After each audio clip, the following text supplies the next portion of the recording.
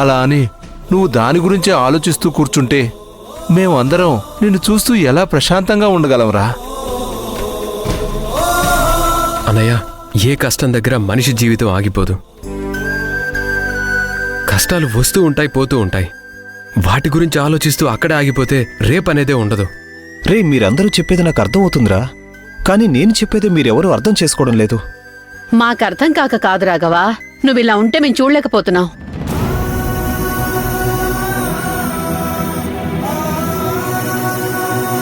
అన్నింటిలో ముందుండాల్సింది నువ్వు, దగ్గరుండి జరిపించాల్సింది నువ్వు. నువ్వే ఇలా ఢీలా పడిపోయి కూర్చుంటే రేపు శౌర్య పెళ్లి చేసేదెవరు? దానికి కావలసిన ఏర్పాట్లన్నీ చేసేదెవర్రా?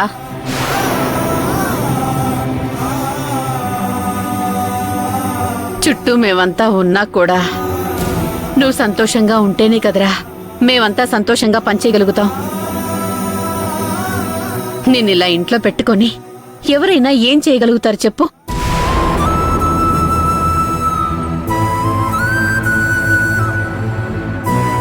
రాఘవ, జరిగింది మర్చిపోయేంత చిన్న విషయం కాదని నాకు తెలుసు, కానీ మర్చిపోక తప్పదు. బిడ్డ మీద ప్రేమని, వాణ్ణి చూసుకోవాలనే తపనని ఇంకా పెంచుకుని రేపెప్పుడో తెలిసాక బాధపడ్డం కంటే ముందే తెలిసిందే అంతవరకు సంతోషపడు. ఇప్పటికే నువ్వు ఇలా అయిపోయావు.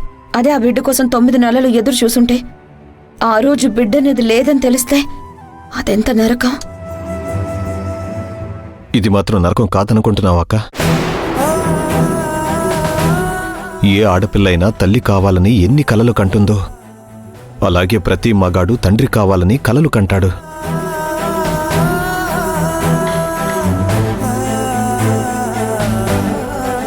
భార్య నోటితో నేను తండ్రి కాబోతున్నానని చెప్పినప్పుడు ఆ క్షణం నుండే వాడి గురించి వాడు ఆలోచించడం మర్చిపోతాడు.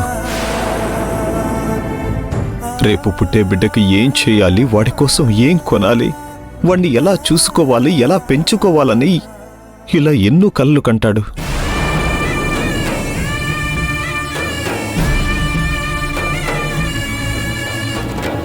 ఆ కళ్ళలన్నిటినీ కూడా తన కాళ్ల కింద వేసి చిదిమేసిందాక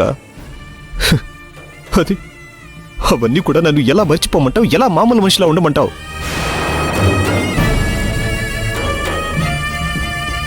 బావగారు, మీరు చెప్పేదంతా నిజమే, కానీ ఏం చేయగలం? జరిగిపోయిన దాని గురించి ఆలోచిస్తూ ఉంటే జరగాల్సింది ఆగిపోతుంది. ఆ విషయాన్ని పక్కన పెట్టేసి కొంచెం మామూలుగా ఉండండి. మాకు అది చాలు.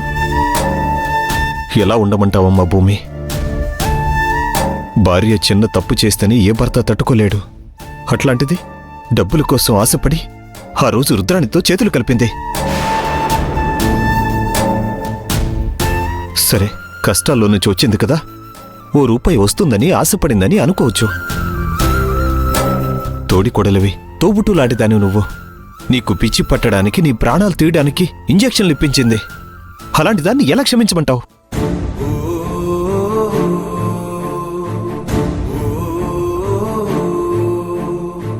ఒక మనిషి ప్రాణం తీయాలనే ఆలోచన వచ్చిందంటే తనలో ఎంత రాక్షసత్వం ఉన్నట్టు.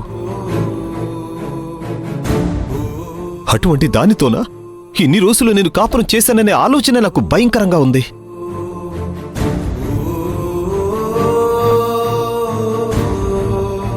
సరే, అవన్నీ కూడా పక్కన పెడదాం.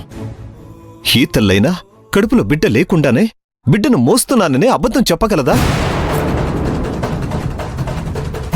కట్టుకున్న భర్త ముందు, అత్తామామల ముందు లేని బిడ్డని మోస్తున్నట్టు నటించగలుగుతుందా?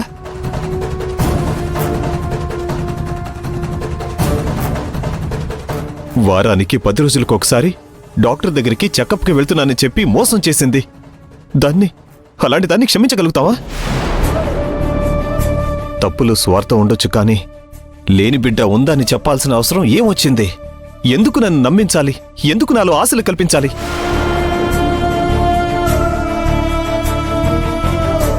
బిడ్డ పుడతాడని నేను, వారసుడు పుడతాడని అమ్మ నాన్న, మేనలుడు పుట్టబోతున్నాడని అక్క, ఇలా ఎంతమంది ఎన్నో ఆశలు పెట్టుకున్నారు.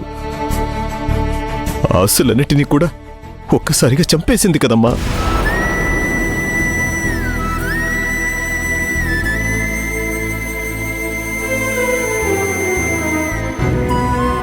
రాఘవ, ఆ విషయంలో నీకెంత బాధ ఉందో మాకు అంతే బాధ ఉందిరా.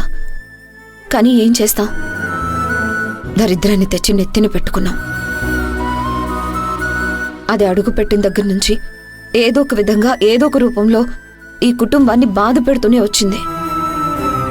చివరికి నిన్ను ఈ విధంగా తయారు చేసింది. నా మాట విను, ఇవన్నీ మర్చిపో. వద్దక్క, మీరెవరూ కూడా ఏమీ చెప్పొద్దు. నాకు నేను ఓ నిర్ణయం తీసుకున్నాను. ఆ నిర్ణయం కట్టుబడి ఉంటాను, అదే పాటిస్తాను.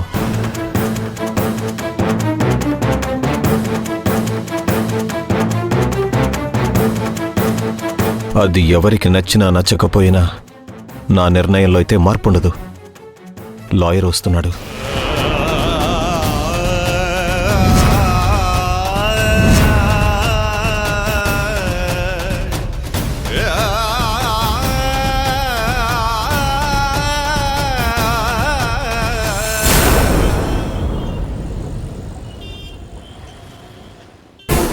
బావ ఏ నిర్ణయం తీసుకున్నాడో అస్సలు అర్థం కావడం లేదు. అందర్నీ దూరం చేసి నేను బావ మాత్రమే ఉండాలనుకున్నాను. కానీ ఇప్పుడు బావే నాకు శాశ్వతంగా దూరం అయిపోయే పరిస్థితి వచ్చింది. నేను కోరుకుంది ఇది కాదు కదా. ఇంట్లో నాకంటూ అడ్డు లేకపోవటం, నేను ఇంటి మహారాణిలా బతకటం, నన్ను అవమానించి చులకనగా చూసిన వాళ్ళందర్నీ చిట్టి బయట నుంచోపెట్టడం, దానికోసం నేను ఏదేదో చేశాను. కానీ ఏ రోజు బావని బాధ పెట్టి పని చేయలేదు. నన్ను నేను కాపాడుకోవడానికి చెప్పిన అబద్ధం ఈరోజు నన్ను బావని కుదిపేసేలా ఉంది. ఛ! ఇప్పుడేం చేయాలి? ఎలా నన్ను నేను కాపాడుకోవాలి? ఎవరు నన్ను ఈ ఇంట్లో నుంచి వెళ్లకుండా ఆపగలరా?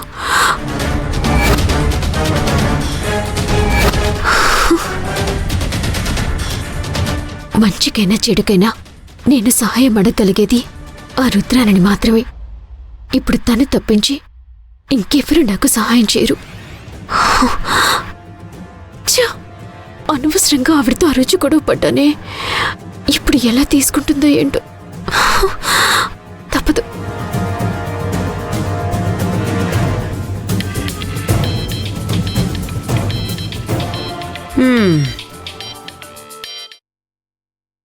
ఏంట లేఖ్యా, చాలా రోజుల తర్వాత కాల్ చేశావు.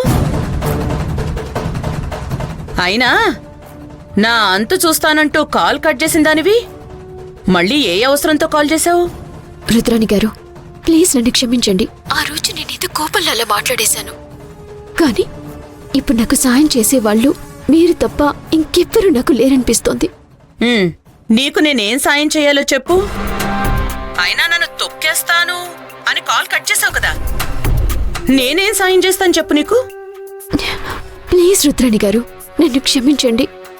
ఇప్పుడు నేను చాలా పెద్ద ప్రాబ్లంలో పడేలా ఉన్నాను. ప్లీజ్ నాకు సహాయం చేయండి. సరే, చాలాసార్లు నాకు హెల్ప్ చేసావు కాబట్టి నీ కూడా నేను హెల్ప్ చేస్తాను. ఇక్కడ మీకు పరిస్థితి అర్థం కావడం లేదండి. మా బావేతో డెసిషన్ తీసుకున్నానని చెప్పాడు. ఆ డెసిషన్ ఏంటో తెలియటం లేదు.